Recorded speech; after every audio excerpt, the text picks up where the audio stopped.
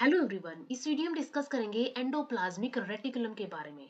Endoplasmic reticulum discuss करने से पहले एक इंपॉर्टेंट टर्म आती है एंडोमेम्ब्रेन सिस्टम और साइटोमेम्ब्रेन सिस्टम के बारे में। एंडोमेम्ब्रेन सिस्टम क्या होता है? ये मेम्ब्रेन्स और ऑर्गेनल्स जैसे कि एंडोप्लाज्मिक रेटिकुलम, ठीक है, endoplasmic reticulum, Golgi apparatus, lysosomes और इसके अंदर कुछ वेसिकल्स भी होते हैं, सिक्रेटरी वेसिकल्स। इन सभी से मिलके क्या करते हैं, एक यहाँ पे एक सिस्टम फॉर्म करते हैं जो कि इकट्ठा मिलकर काम करता है। ठीक है, ये ऑर्गेनल्स एंड इनकी मेम्ब्रेन एक सिस्टम फॉर्म करते हैं जो कि क्या करते हैं, इकट्ठा मिलकर काम करते हैं और ये मॉडिफाई करते हैं, मॉडिफिकेशन करते हैं। इसके अलावा पैकेजिंग करते हैं, पैकेजिंग, और फिर क्या करते हैं, ट्रांसपोर्ट करते हैं। अब किसका करेंगे, ये करते हैं प्रोटीन्स एंड लिपिड्स का ट्रांसपोर्ट। प्रोटीन्स एंड लिपिड्स का ये ट्रांसपोर्ट करते हैं, तो इनकी मॉडिफिकेशन भी करेंगे, पैकेजिंग भी करेंगे एंड देन ट्रांसपोर्ट किया जाएगा इस एंडोमेम्ब्रेन सिस्टम के थ्रू। तो इसमें सबसे पहले यहाँ पे आता है एंडोप्लाज्मिक रेटिकुलम। एंडोप्लाज्मिक रेटिकुलम में एंडोप्लाज्मिक का मीनिंग होता है with in the cytoplasm and reticulum का मीनिंग होता है अ लिटिल नेट या फिर एक नेटवर्क। तो एंडोप्लाज्मिक रेटिकुलम क्या होता है, एक नेट होता है, एक नेटवर्क होता है साइटोप्लाज्म के अंदर ही। लार्जेस्ट ऑर्गेनल होता है ये एंडोमेम्ब्रेन सिस्टम का। Well developed electron microscopic network होता है, इंटरकनेक्टेड। ठीक है, यहाँ पे क्या होता है, जैसे कि नेट होता है, एक इंटरकनेक्टेड सिस्टम होता है, एक नेटवर्क होता है सिस्टर ने ट्यूब्यूल्स एंड वेसिकल्स का। ये जो सिस्टर ने ट्यूब्यूल्स एंड वेसिकल्स है, ये एंडोप्लाज्मिक रेटिकुलम के एलिमेंट्स होते हैं जो अभी हम डिस्कस करेंगे। तो इन सभी तीनों एलिमेंट्स का ये एक नेटवर्क होता है, एक इंटरकनेक्टेड नेटवर्क होता है जो कि प्रेजेंट होता है थ्रू द साइटोप्लाज्म और स्पेशली ये एंडोप्लाज्म के अंदर पाया जाता है। साइटोप्लाज्म के दो पार्ट होते हैं, एंडोप्लाज्म एंड एक्सोप्लाज्म। तो ये ज्यादातर एंडोप्लाज्म के अंदर देखने को मिलता है। तो ये होता है एंडोप्लाज्मिक रेटिकुलम। ये पाया जाता है सभी की सभी यूकैरियोटिक सेल्स के अंदर except the membrane red blood cells और स्पर्मेटोजोआ के अंदर। इनको छोड़कर ये सभी यूकैरियोटिक सेल्स के अंदर प्रेजेंट होता है। इसके बाद नेक्स्ट आता है स्ट्रक्चर क्या है एंडोप्लाज्मिक रेटिकुलम का। या तो हम बोल सकते हैं कि कौन कौन से एलिमेंट इसके अंदर पाए जाते हैं। तो इसके अंदर सिस्टर्ने, वेसिकल्स एंड ट्यूब्यूल्स, ये तीन टाइप के एलिमेंट्स यहाँ पे देखने को मिलते हैं। तो सबसे फर्स्ट यहाँ पे सिस्टर्ने की अगर हम बात करें तो ये जो है, ये डायग्राम, ये सिस्टर्ने का है। तो इस डायग्राम के अंदर ये long narrow flattened unbranched tubes देखने को मिलती है यहाँ पे, जो कि हर एक 40 टू 50 माइक्रोमीटर इन डायमीटर होती हैं एंड स्टड होती हैं विद राइबोसोम्स। इनकी मेम्ब्रेन के ऊपर राइबोसोम्स प्रेजेंट होती हैं। ठीक है, इनकी ये जो ब्लैक ब्लैक डॉटेड स्ट्रक्चर है, ये राइबोसोम्स है। तो इनकी मेम्ब्रेन के ऊपर राइबोसोम्स यहाँ पे पाए जाते हैं। राइबोसोम्स जो है वो एंडोप्लाज्मिक रेटिकुलम से जुड़े हुए होते हैं। जैसे कि ये एंडोप्लाज्मिक रेटिकुलम की मेम्ब्रेन है और ये जुड़े हुए हैं राइबोसोम। ठीक है, ये क्या है, राइबोसोम है एक, और ये मेम्ब्रेन है। तो यहाँ पे ये जुड़े हुए होते हैं एक स्पेशल टाइप के ग्लाइकोप्रोटीन से जिसको बोला जाता है राइबोफोरिन। ठीक है, राइबोफोरिन नाम का एक स्पेशल टाइप का ग्लाइकोप्रोटीन होता है जिससे ये ईआर से जो राइबोसोम्स है वो अटैच्ड होते हैं। जो प्रोटीन फॉर्मिंग सेल्स होती हैं उनके अंदर इनका नंबर न्यूमरस होता है, अबंडेंट होता है। ठीक है, बहुत ज्यादा पाया जाता है क्योंकि ये इनके ऊपर राइबोसोम्स पाए जा रहे हैं और राइबोसोम्स क्या करेंगे, प्रोटीन फॉर्मेशन में हेल्प करेंगे। अब ये जो सिस्टर्नी होते हैं इसके दो सरफेसेस पाए जाते हैं। एक यहाँ पे साइटोप्लाज्मिक और प्रोटोप्लाज्मिक सरफेस है। जैसे कि अगर हम बात करें, ये एक यहाँ पे ये ट्यूब लाइक स्ट्रक्चर है सिस्टर्नी का, इस साइड यहाँ पे इसके ऊपर ये राइबोसोम्स प्रेजेंट है। ठीक है, तो इसके अंदर एक क्या सरफेस होगा, यहाँ पे एक सरफेस होता है साइटोप्लाज्म जो कि साइटोप्लाज्म को फेस करता है बाहर वाला, जो कि राइबोसोम्स इसके ऊपर प्रेजेंट होते हैं और डायरेक्ट कांटेक्ट में होता है साइटोसोल के। और एक यहाँ पे होता है अंदर वाला फेस।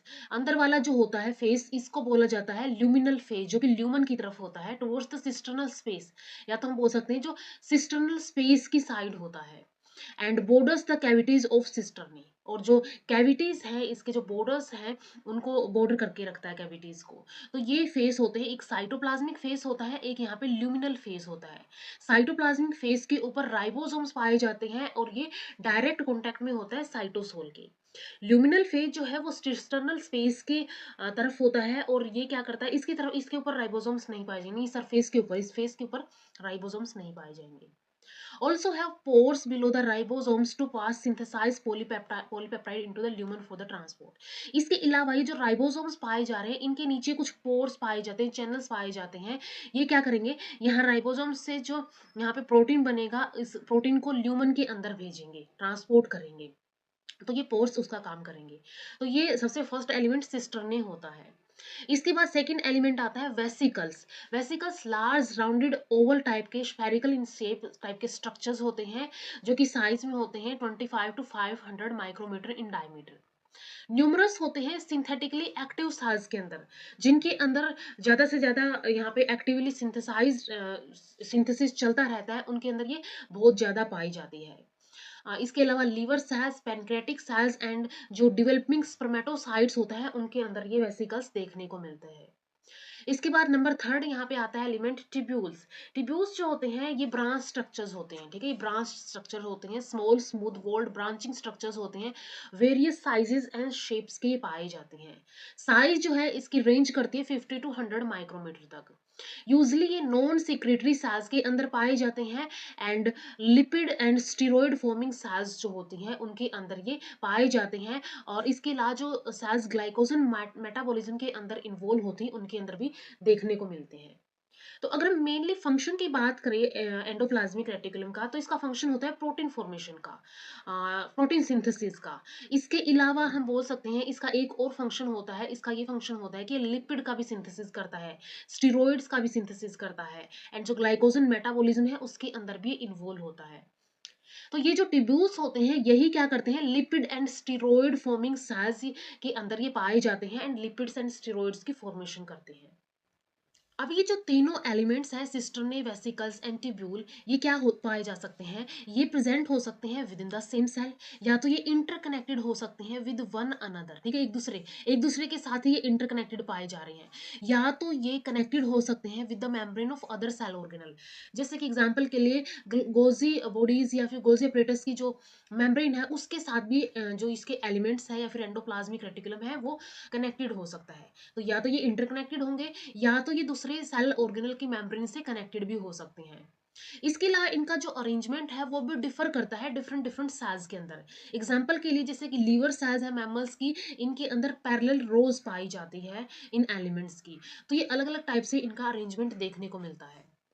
इसके बाद अगर हम बात करें कि एंडोप्लाज्मिक रेटिकुलम के दो टाइप होते हैं, इसमें एक यहाँ पे होता है स्मूथ एंडोप्लाज्मिक रेटिकुलम और एक होता है rough endoplasmic reticulum.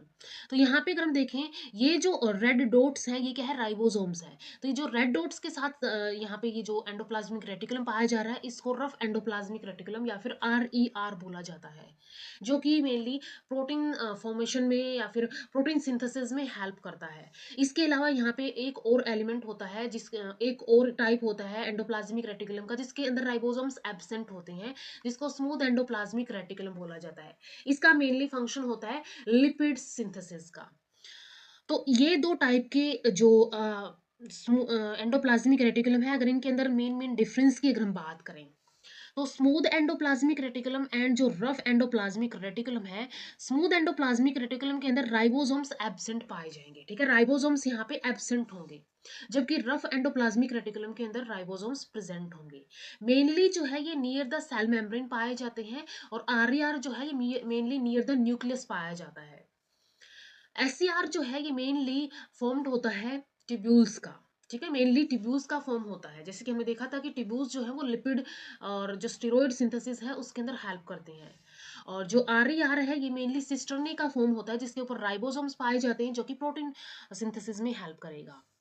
Mainly lipid और स्टीरॉयड फॉर्मिंग सेल्स और ग्लाइकोजन मेटाबॉलिज्म जिन सेल्स के अंदर होता है उनके अंदर ही पाए जाते हैं। एग्जांपल के लिए जैसे कि एडिपोसाइट सेल्स हो गई, यानी कि जो एडिपोज कनेक्टिव टिश्यू की फैट सेल्स होती है, इंटरस्टिशियल सेल्स हो गई टेस्टिस की, एड्रीनल कोर्टिकल सेल्स हो गई एड्रीनल कोर्टेक्स की, ग्लाइकोजन स्टोरिंग सेल्स लीवर की, मसल सेल्स और ल्यूकोसाइट्स, इन सभी के अंदर ये टाइप का जो एंडोप्लाज्मिक रेटिकुलम है वो पाया जाता है। रफ एंडोप्लाज्मिक रेटिकुलम जो है ये मेनली प्रोटीन फॉर्मिंग सेल्स के अंदर पाया जाता है। जैसे कि एग्जांपल के लिए काइनल सेल्स हैं पेनक्रियाज की, गोबलेट सेल्स है गट की जो कि म्यूकस सीक्रेट करती हैं, प्लाज्मा सेल्स हैं एंटीबॉडीज प्रोड्यूसिंग सेल्स जो हो गई, नीजल्स ग्रेन्यूल्स हैं न्यूरॉन्स के, या फिर एंडोक्राइन सेल्स हैं एंटीरियर पिट्यूटरी की। तो ये इन सभी सेल्स के अंदर रफ एंडोप्लाज्मिक रेटिकुलम देखने को मिलता है। इन सेल्स का काम है प्रोटीन फॉर्मेशन का या फिर प्रोटीन सिंथेसिस का, जबकि ये जो एससीआर है इसका काम है मेनली लिपिड और स्टेरॉइड सिंथेसिस का। तो ये उन्हीं टाइप की सेल्स के अंदर देखने को मिलता है। नेक्स्ट आता है फंक्शंस ऑफ एंडोप्लाज्मिक रेटिकुलम। तो एंडोप्लाज्मिक रेटिकुलम के फंक्शंस की अगर बात करें तो सबसे इंपॉर्टेंट फंक्शन यहाँ पे आता है प्रोटीन सिंथेसिस का। तो जो एंडोप्लाज्मिक रेटिकुलम में जो रफ एंडोप्लाज्मिक रेटिकुलम के जो सरफेस है उसके ऊपर पाए जाते हैं राइबोसोम्स। राइबोसोम्स यहाँ पे क्या करेंगे, एक पॉलीपेप्टाइड चेन की फॉर्मेशन करेंगे। तो ये पॉलीपेप्टाइड चेन क्या होगी, ये यहाँ पे बनेगी। फिर यहाँ पे कुछ स्पेशल टाइप के सिग्नल पेप्टाइड जो होंगे, सिग्नल पेप्टाइडेज जो एंजाइम होंगे, वो एक सिग्नल पेप्टाइड को यहाँ पे कट कर देंगे। कट करने के बाद उसको क्लीव कर देंगे। क्लीव करने के बाद ये आएगी यहाँ पे एंडोप्लाज्मिक रेटिकुलम के सरफेस के ऊपर, एंड देन ये चली जाएगी ल्यूमन के अंदर। यानी जो पॉलीपेप्टाइड चेन यहाँ पे बनी है वो ल्यूमन के अंदर चली जाएगी। ल्यूमन के अंदर जाने के बाद यहाँ पे नेक्स्ट इसकी फोल्डिंग होती है। इसको अच्छे से फोल्ड किया जाता है। इसको देखा जाता है कि इसके अंदर प्रॉपरली यहाँ पे जो प्रोटीन्स है या फिर सीक्वेंस है ये प्रेजेंट है या फिर नहीं है। तो ये प्रोटीन फोल्डिंग जो है स्पेशल टाइप के प्रोटीन्स होते हैं, जैसे कि चेपरोन प्रोटीन हो गया या तो फोल्डिंग एंजाइम्स होंगे, उनके थ्रू ये फोल्डिंग की जाती है। और फोल्डिंग करने के बाद इसको प्रॉपर फोल्डिंग करने के बाद नेक्स्ट यहाँ पे एंडोप्लाज्मिक रेटिकुलम से नेक्स्ट इसको भेजा जाता है गोजी अपरेटस तक। ठीक है, नेक्स्ट यहाँ पे गोजी अपरेटस तक इसको भेजा जाता है। अगर यहाँ पे मिस फोल्डिंग हो जाए, ठीक है, अच्छे से फोल्डिंग ना हो, तो ये जो प्रोटीन था या फिर ये जो पॉलीपेप्टाइड था वो वापस से ईआर के अंदर चला जाता है। और एक स्पेशल टाइप का यहाँ पे सिस्टम होता है जिसको बोला जाता है प्रोटियोसोमल डिग्रेडेशन सिस्टम, और इसका नाम होता है ERAD, यानी कि एंडोप्लाज्मिक रेटिकुलम एसोसिएटेड डिग्रेडेशन। तो इसके अंदर इसका डिग्रेडेशन हो जाता है इस प्रोटीन का ल्यूमन के अंदर आकर के। अगर ये फोल्डिंग हो गई है इसकी अच्छे से प्रॉपरली तो ये गोल्जी एपेटस के अंदर चला जाता है। तो ये प्रोटीन सिंथेसिस के अंदर जो एंडोप्लाज्मिक रेटिकुलम अपना एक इंपॉर्टेंट रोल प्ले करता है। इसके बाद प्रोटीन फोल्डिंग हो गया, जो हमने देखा भी, ये ल्यूमन के अंदर आने के बाद इसकी फोल्डिंग होती है। अगर फोल्डिंग अच्छे से हो जाए तो ये नेक्स्ट गोजी अपेटस तक भेज दिया जाता है। अगर इसकी फोल्डिंग नहीं होती यानी कि मिस फोल्डेड होता है तो उस टाइम पे एंडोप्लाज्मिक रेटिकुलम एसोसिएटेड डिग्रेडेशन किया जाता है, एक प्रोटियोसोमल डिग्रेडेशन होता है और ये वापस से ईआर के अंदर भेज दिया जाता है। इसके अलावा कैल्शियम मेटाबॉलिज्म के अंदर ये हेल्प करता है। ठीक है, जो ये एंडोप्लाज्मिक रेटिकुलम है ये कैल्शियम मेटाबॉलिज्म के अंदर हेल्प करेगा। जैसे कि जब सेल के साइटोसोल के अंदर कैल्शियम आयंस की कंसंट्रेशन कम हो जाएगी तो ईआर क्या करेगा, ज्यादा से ज्यादा कैल्शियम्स को उसके चैनल्स के थ्रू या फिर उसके पास रिसेप्टर्स है उनके थ्रू क्या करेगा, जल्दी से जल्दी इसको बाहर भेजेगा। तो ये कैल्शियम मेटाबॉलिज्म में भी हेल्प करता है। इसके अलावा लिपिड बायोजेनेसिस जो कि स्मूथ एंडोप्लाज्मिक रेटिकुलम का एक इंपॉर्टेंट फंक्शन है, तो ये लिपिड बायोजेनेसिस के अंदर हेल्प करता है। इसके अलावा जो कोलेस्ट्रॉल हो गया, स्टीरॉयड हार्मोन्स हो गए, उनके सिंथेसिस में भी हेल्प करता है। तो ये भी क्या करता है, कोलेस्ट्रॉल और स्टीरॉयड हार्मोन ये भी क्या होते हैं, एससीआर यानी कि स्मूथ एंडोप्लाज्मिक रेटिकुलम जो है लिपिड बायोजेनेसिस और कोलेस्ट्रॉल और जो स्टीरॉयड हार्मोन्स है उनके सिंथेसिस में हेल्प करता है। एस्कॉर्बिक एसिड यानी कि विटामिन सी के सिंथेसिस में भी हेल्प करता है। इसके अलावा और इसके फंक्शन जैसे कि ये ड्रग मेटाबॉलिज्म है उसके अंदर भी, इसके अलावा इसके और फंक्शंस जैसे कि ड्रग डिटॉक्सिफिकेशन में भी हेल्प करता है। तो ये सभी फंक्शंस जो है ये है एंडोप्लाज्मिक रेटिकुलम के। अगर हम देखें मेनली जो प्रोटीन सिंथेसिस का फंक्शन है ये क्या हो गया, ये फंक्शन होता है आरईआर का। प्रोटीन फोल्डिंग का फंक्शन भी आरईआर का है। लिपिड बायोजेनेसिस और कोलेस्ट्रॉल स्टीरॉयड फॉर्मेशन का फंक्शन जो है ये क्या होता है, एससीआर का होता है, स्मूथ एंडोप्लाज्मिक रेटिकुलम का होता है। तो यहाँ पे हमने एंडोप्लाज्मिक रेटिकुलम के बारे में डिस्कस कर लिया है। नेक्स्ट वीडियो में हम गोजी अपरेटस के बारे में डिस्कस करेंगे। तो मिलते हैं नेक्स्ट वीडियो में। वीडियो अगर हेल्पफुल लगी हो तो लाइक कीजिए, शेयर कीजिए अपने फ्रेंड्स के साथ, एंड चैनल को सब्सक्राइब कर लीजिए। Thank you so much.